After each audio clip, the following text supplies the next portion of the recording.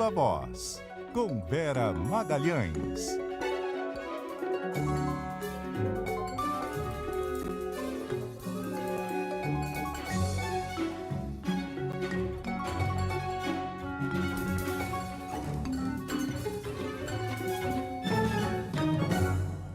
Vera Magalhães, boa noite, tudo bem? Oi, Carol, boa noite para você, para os ouvintes, para quem nos assiste e para o Muniz, de volta aqui ao Ponto Final e ao Viva Voz durante essas semanas. Boa noite, Vera. Vera, a gente vai começar falando de economia. Trouxemos já aqui na abertura do Ponto Final movimentação do mercado. Gabriel Galípolo, presidente do Banco Central, falando que a redução de juros não está sendo debatida. Tem revisão também aí dos números do PIB pelo governo. Mas a gente vai começar com a informação da Samantha Klein sobre contingenciamento e bloqueio. É isso, Samantha? Boa noite para você. Isso, Carol, boa noite. O ministro da Fazenda, Fernando Haddad, ainda está reunido com o presidente Lula para apresentar uma proposta de bloqueio e contingenciamento das contas públicas. A estimativa é de que seria necessária a contenção de pelo menos 18 bilhões de reais, mas esse valor pode ficar menor. O valor ainda está em processo de fechamento, mas já deve ser divulgado na próxima quinta-feira, quando será apresentado o primeiro relatório bimestral de avaliação de receitas e despesas do governo nesse ano. O objetivo desses bloqueios de gastos serão o cumprimento da meta fiscal e, desde o começo do ano, técnicos da equipe econômica já estão alertando para a necessidade desses contingenciamentos diante da desafiadora tarefa de zerar o déficit primário. Vale destacar que a instituição fiscal independente, que é ligada ao Senado, projetou em fevereiro que seria necessário contingenciar 18 bilhões e 600 milhões de reais para cumprir a meta de déficit zero em 2025, ou seja, num cenário de receitas e despesas iguais. E o bloqueio é feito quando as despesas do governo estão crescendo demais, além do esperado. E desde o escândalo do INSS, com aqueles descontos indevidos, o governo também está avaliando se poderá já incluir um reforço de caixa da Previdência Social para lidar com esses efeitos das fraudes, mas é claro que também o governo e a equipe econômica dependem do INSS conseguir informar o valor necessário a tempo da publicação desse relatório, que vai ser na quinta-feira. Só para a gente ter uma ideia, mais de 1.600.000 pessoas, conforme o balanço de hoje, já procuraram o INSS pedindo ressarcimento. Na semana passada, ainda, o ministro Haddad negou que será anunciado aí um pacote de iniciativas para alavancar a popularidade do governo, isso inclusive no meio de boatos a respeito do aumento do valor do Bolsa Família, ou ainda outras medidas envolvendo o setor de energia, o setor elétrico. E só para a gente fechar aqui, para conseguir aquela meta fiscal zero, o governo ainda assim pode ter um resultado negativo de até 31 bilhões de reais em 2025. O que isso significa? Que existe uma margem de tolerância no arcabouço fiscal que é equivalente a 0,25% do PIB, que é para mais ou para menos, aí por isso essa possibilidade de, apesar de se falar, mesmo se falando em meta fiscal zero, ainda assim é possível ter um certo rombo. Com vocês. Obrigada, Samantha. Não é surpresa, né, Vera, que haveria necessidade de novos cortes. O difícil é fazer isso no momento de popularidade baixa do governo, né? Exatamente. O secretário executivo do Haddad, Dario Durigan, anunciou que faria tanto bloqueio quanto contingenciamento durante os eventos da semana passada lá em Nova York. A reunião de hoje é para começar a avisar o presidente que isso vai ser necessário. E eu acho que o ministro vai testar a temperatura da água, Carol. Vai apresentar um número para o Lula, que provavelmente vai ser um número alto, para justamente agradar o mercado e mostrar que o governo está empenhado em cumprir a meta fiscal. E talvez o presidente negocie, diga que esse número é muito alto, que o governo tem de fazer ali alguns investimentos, que não pode cortar tanto. E a gente sabe que tem aí a compressão, ali pressão, inclusive, dos outros ministros, por mais gastos. A crise aviária que a gente está vendo aí no seu início agora deve demandar gastos da agricultura para fazer frente ao risco de espalhamento da gripe aviária. Então, cada pasta vai sempre pressionar para que não haja cortes ali no seu terreno e, se possível, para expandir um pouco os gastos. Então, fica esse estica e puxa entre a Fazenda e os demais ministérios, e o ministro vai ser o responsável por fazer isso ali na medida correta para que os agentes econômicos entendam que o governo está, sim, empenhado em cumprir a sua meta fiscal. E, enquanto isso, né, Muniz, o Banco Central sinalizando que nem tão cedo vem cortes nos juros aí, como o governo também gostaria de ouvir, né? O presidente do Banco Central, Vera, o Gabriel Galípolo, fez uma fala num evento ao mercado financeiro nessa segunda-feira que trouxe muito otimismo, inclusive, para esses agentes de mercado. Ele sinalizou ali de que a Selic vai se manter elevada, sim, para conseguir estabilizar toda essa situação econômica. Depois que ele falou isso, inclusive, a Bolsa subiu bastante, chegou a superar os 140 mil pontos, o que seria um recorde se tivesse fechado, seria, na verdade, um marco, né, por ter superado os 140 mil pontos se tivesse fechado. Recuou um pouco no finzinho do pregão, mas ainda assim fechou em recorde. 139 mil pontos, 139.636 pontos, depois de uma alta de 0,32%, superando o recorde da semana passada, que era 139.334 pontos. E essa alta foi muito expressiva depois dessas manifestações de Gabriel Galípolo. Ele disse que não tem ali, os membros do Comitê de Política Monetária, o Copom, não estão nem perto de começar a discutir a diminuição da taxa básica de juros nesse momento. Ele disse que esse não é um tema que está em debate, por enquanto, nas reuniões do Copom. Lembrando, a Selic está em 14,75% ao ano, e o que ele disse, o que ele avaliou, é que a economia brasileira continua surpreendentemente aquecida, mesmo com essa Selic tão alta, e que é preciso continuar com a taxa num patamar restritivo por um pouco mais de tempo. E veja que a gente vai ouvir o Galípolo, vamos lá. Vamos ouvir o que ele disse. Com o cenário que a gente tem assistido, e até com o histórico mais recente, faz sentido a gente permanecer com essas taxas de juros num patamar restritivo por um tempo mais prolongado do que usualmente se costuma praticar. Até porque a gente está indo para o quarto ano, né, de uma taxa de crescimento acima de 3%. Ele disse que os indicadores que eles avaliam estão respondendo, sim, como esperado, a esse aperto monetário, mas ele explicou que o Copom não toma as decisões com base em um resultado ou outro, mas sim reunindo esses dados todos para tentar confirmar se existe ou não uma determinada tendência e aí tomar uma decisão. Mas o fato é que a taxa de juros deve seguir elevada por mais algum tempo, e isso animou o mercado, Vera. E você veja, né, a diferença de expectativas. O mercado se anima com uma expectativa de crescimento mais baixa e, portanto, de inflação caminhando para a meta, porque o governo está segurando, o Banco Central, com os juros altos, está segurando a demanda. Já o governo espera o crescimento maior, espera que o crédito tenha maior participação na vida das pessoas, que as pessoas tomem mais crédito, que é algo que o Banco Central gostaria de contrair.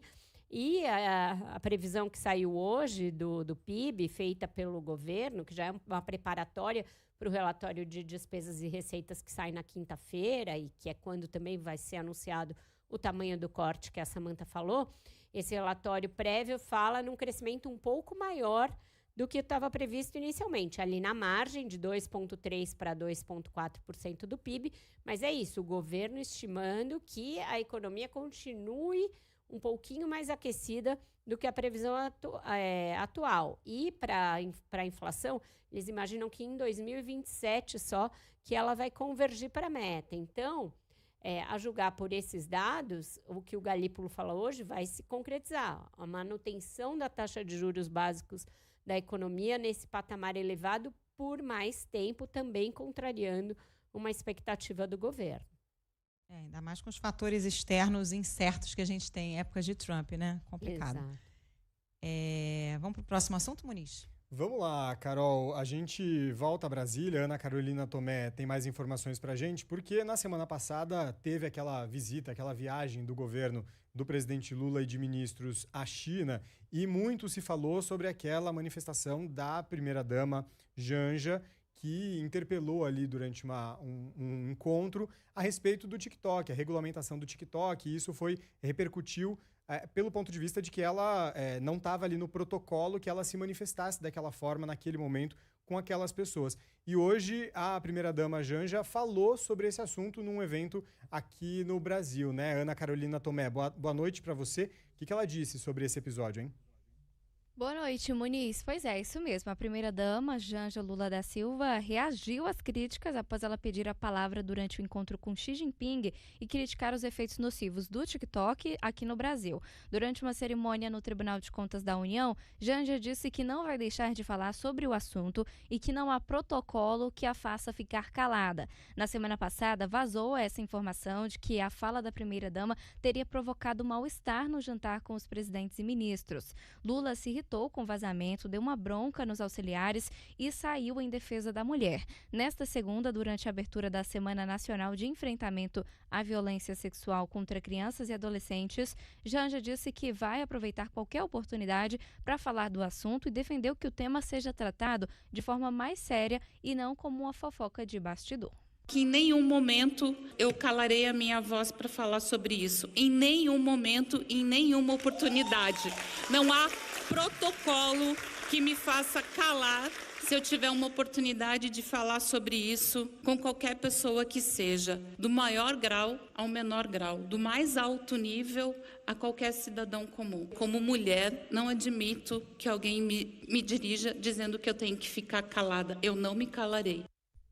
A primeira-dama aproveitou a oportunidade para cobrar a regulamentação das redes sociais, inclusive cobrando das plataformas a moderação no conteúdo e a definição de critérios de classificação indicativa. O governo deve apresentar ainda neste ano um pacote de medidas nesse sentido. Janja fez um apelo para que as mães se unam e pressionem o Congresso Nacional ao tratar do tema e disse que a lei que restringe celulares nas escolas é um passo importante, mas que é preciso ter atuação mais firme das Big Techs e do país de crianças e adolescentes. Volto com você.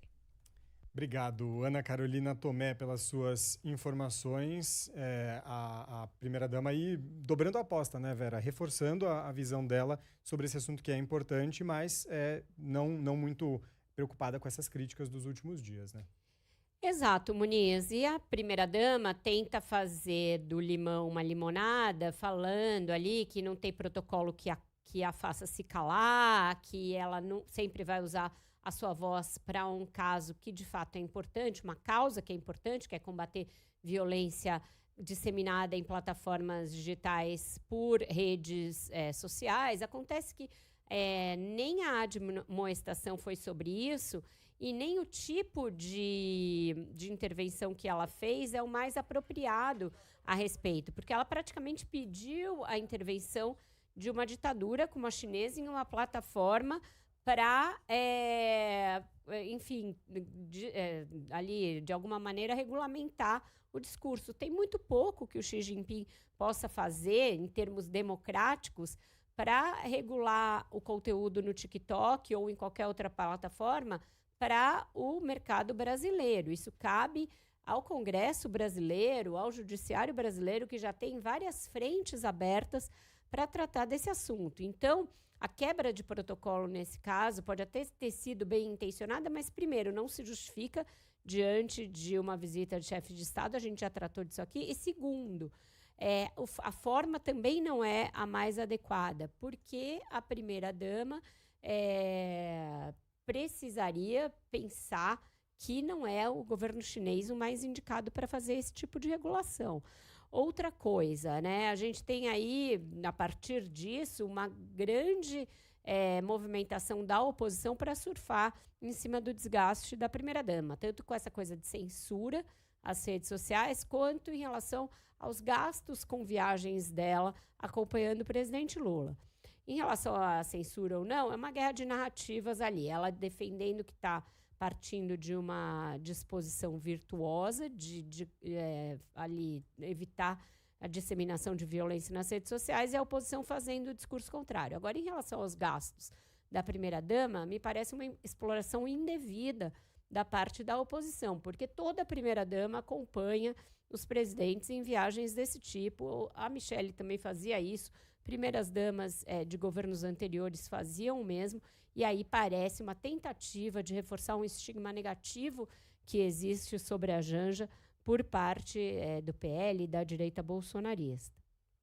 Acho que também não é uma questão de gênero, né, Vera? Porque se fosse o contrário, uma presidente mulher acompanhada do marido, ele não tem um cargo, a Janja não faz parte do governo, né? Estava ali acompanhando como primeira-dama.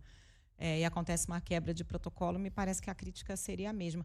Agora, essa história da Janja virou quase o bebê reborn da política nacional, né, Vera? Porque era um negócio pequeno que a repercussão é muito maior e as pessoas tentando surfar em cima dessa história, né? E a caça às bruxas de quem foi que vazou.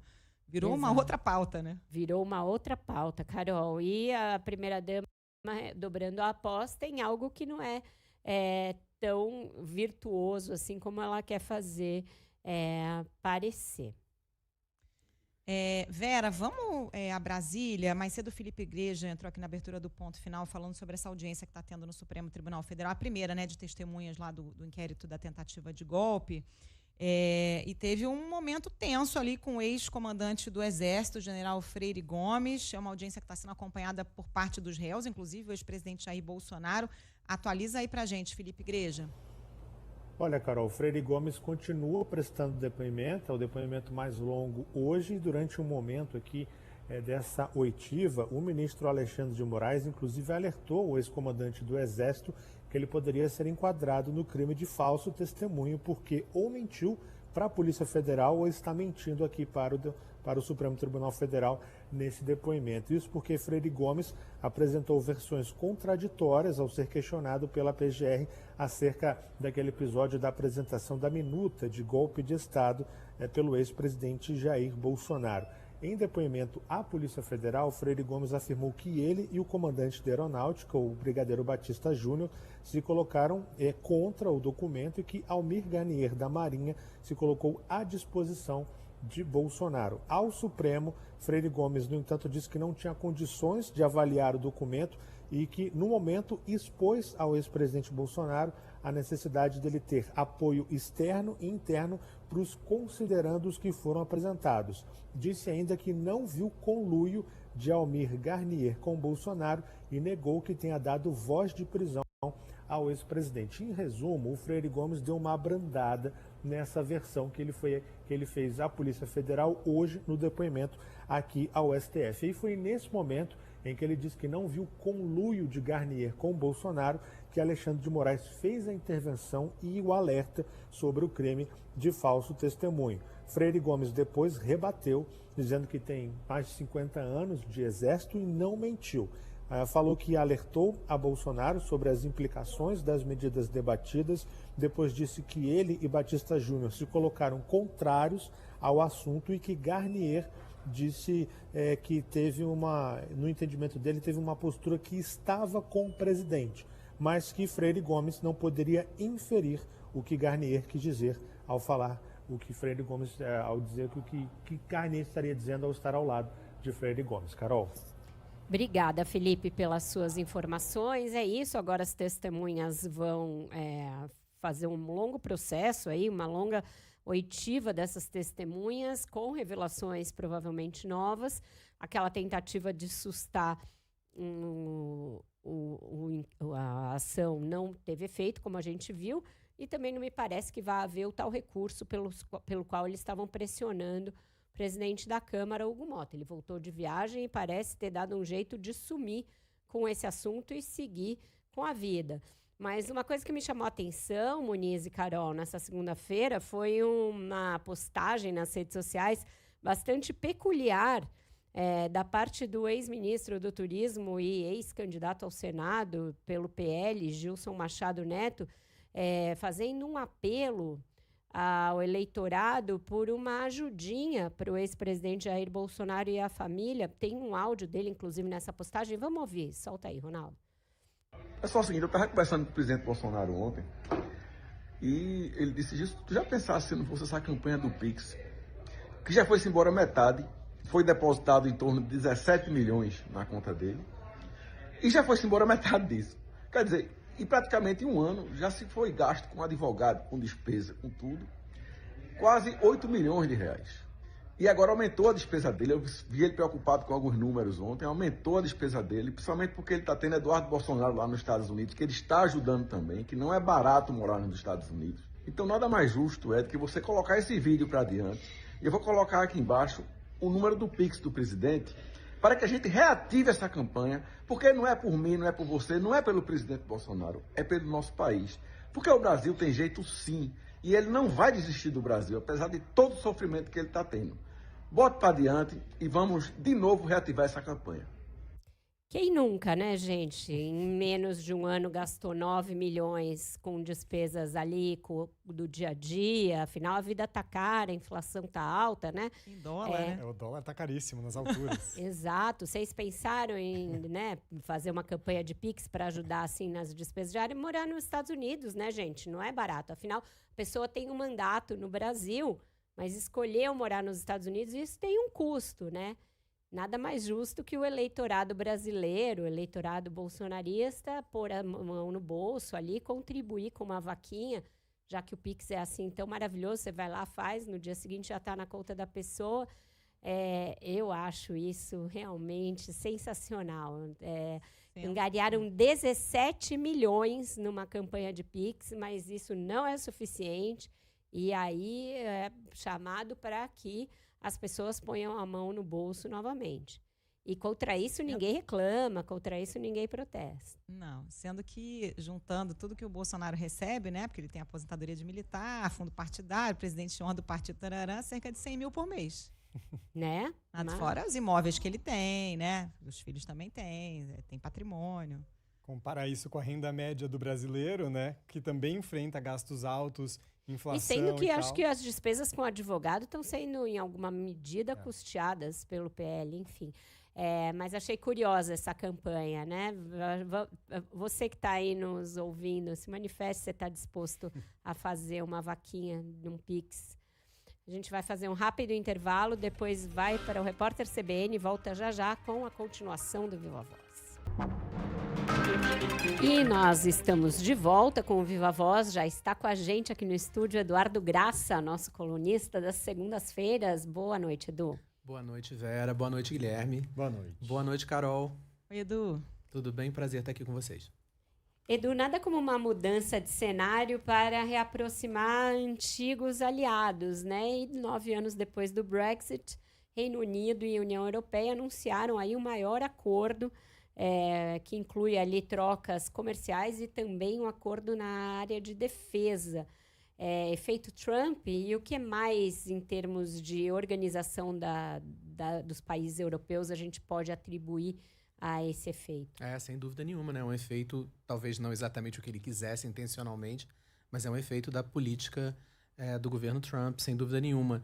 E a direita britânica certamente não vai gostar do termo, mas é um pouco a volta do filho pródigo, né? A Europa e a Grã-Bretanha, o Reino Unido, olhando para um mundo que é um mundo um pouco diferente, mais inseguro para eles, que tem uma guerra no continente, algo que não tinham, né, desde a Segunda Guerra Mundial, se unindo. É claro que essa união também tem aí um caráter de dinheiro, né, de vantagem econômica. Ela vai permitir que a pujante indústria de defesa britânica possa usufruir de subsídios da Comunidade Europeia. Então, assim, tem toda uma lógica também de dinheiro. Mas ela é regida também pela ambição política do primeiro-ministro britânico, Keir Starmer, que é um trabalhista que não vê nem a Europa nem os Estados Unidos com os olhos que o Boris Johnson via e que os conservadores viam, e que pretende assumir uma posição protagonista aí nessa relação complicada com os Estados Unidos. Ele conseguiu, por exemplo, com o Trump ali, uma negociação provisória nas tarifas muito melhor do que a Comunidade Europeia, e em ser uma liderança europeia. Ele só tem eleição na Grã-Bretanha, no Reino Unido, daqui a 5 anos. Então, ele tem condição de ser essa figura no outro lado do Atlântico para equilibrar ali as negociações com Washington.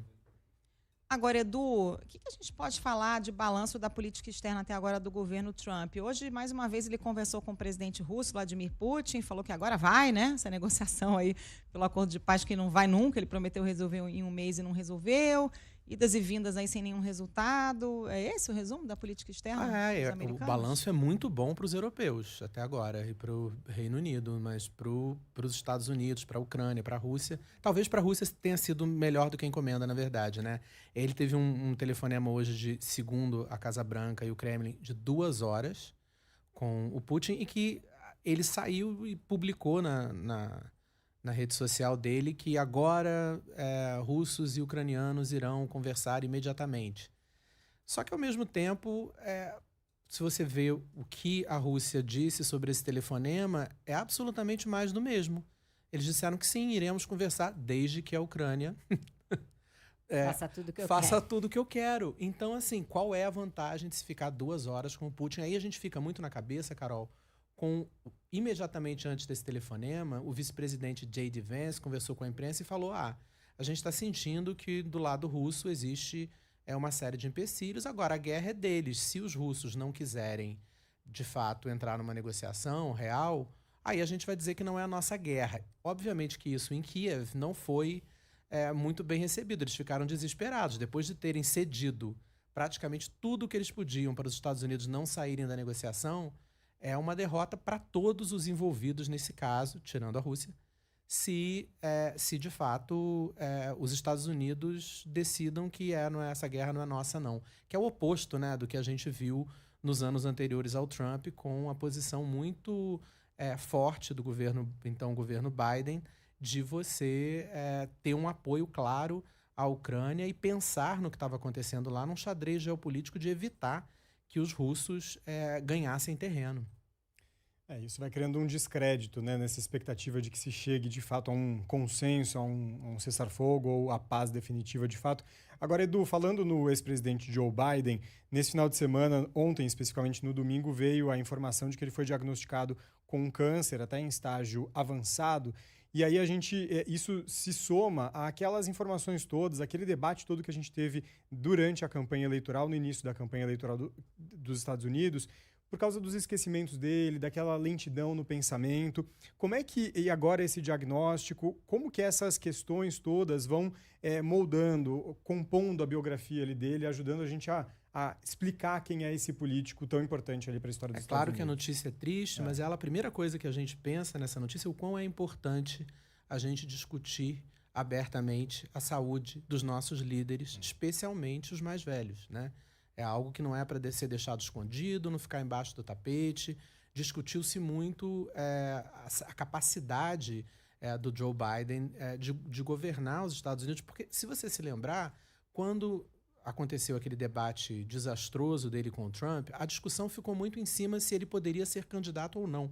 Mas tinha uma outra discussão muito importante, que era, ele tinha 6 meses mais no governo dos Estados Unidos. Se ele não tinha condições de ser candidato à presidência, ele teria condições de continuar sendo presidente? Ele sempre negou, disse que todo mundo tinha um dia ruim, que o debate dele foi um desastre e tal, e que ele não tinha problema algum. Teve uma avaliação do médico na época oficial, né, da Casa Branca, de que ele estava apto a concorrer e a continuar sendo presidente dos Estados Unidos, mas a gente teve uma série agora de revelações, teve uma gravação dele, um áudio, a gente teve o livro agora importante, contando os bastidores dessa decadência de saúde dele. E, assim, o Biden é essa figura trágica, né, na história dos Estados Unidos. Ele foi uma figura muito importante em 2020, em que ele se elegeu com a bandeira da recuperação da democracia americana e dos valores dos Estados Unidos do século XX. E o que a gente vê agora é o oposto. É como que, talvez até por ele, a gente não tem como saber, mas talvez por ele ter insistido tanto nessa candidatura, aquele esforço dele lá atrás, porque se ele tivesse saído antes, talvez você tivesse a possibilidade do lado democrata de se construir uma candidatura com mais tempo para enfrentar o Donald Trump, que o que você vê agora é a desconstrução de tudo que ele defendia, né? A desconstrução dos Estados Unidos do século XX, que é feita por esse governo. Agora, a publicação do livro, né, do Alex Thompson e do Jake Tapper, também não deixa um bom papel para a imprensa, né? Porque parece ali que se encobriu por muito tempo o declínio cognitivo do presidente. Né? Sim, a gente não pode esquecer que essa foi, e depõe contra o Joe Biden, essa foi a presidência nos Estados Unidos, para quem cobre as eleições americanas e para quem cobre a Casa Branca e tal. Foi, talvez, desde o Nixon, a Casa Branca mais fechada para a imprensa.